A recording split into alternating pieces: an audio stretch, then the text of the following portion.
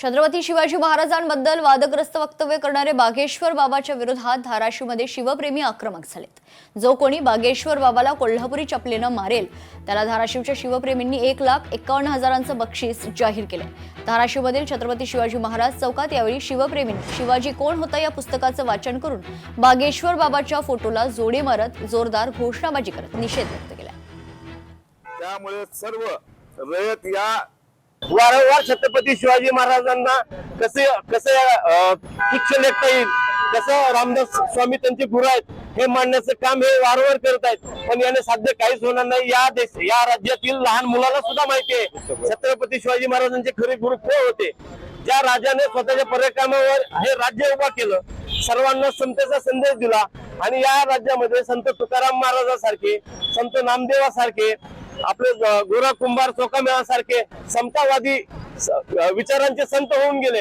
त्यांनी समाजामध्ये समता बंधुता एकता प्रस्थापित केली। पण हे कोण बंधू संत म्हणून फिरत आहेत, हे विषमतावादी आहेत आणि हे वीज फिरण्याचं काम करत आहेत, जाती धर्मामध्ये तेढ निर्माण करण्याचं काम करत आहेत। एखाद्या समाजाची भावना उद्विग्न होत असेल तर तुम्ही त्या ठिकाणी त्या व्यक्तीला थांबवणं गरजेचं आहे। पण तुम्ही चिथावणी दिल्यासारखं आहे असं आम्ही अर्थ घ्यायचा का, असा माझा प्रश्न आहे।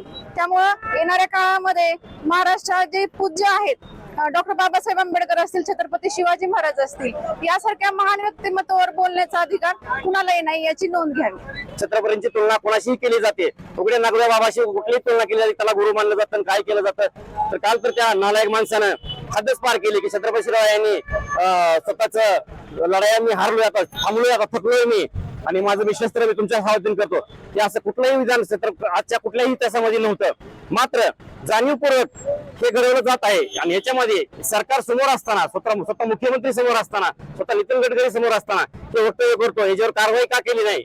आमची सर्वांची इच्छा अशी आहे की त्या बाबावर तात्काळ महाराष्ट्राच्या मुख्यमंत्र्यांनी गुन्हा दाखल करावा आणि त्याला तात्काळ जेलमध्ये घालावं। लोकशाही मराठी ऐका, पहा, जागरूक रहा।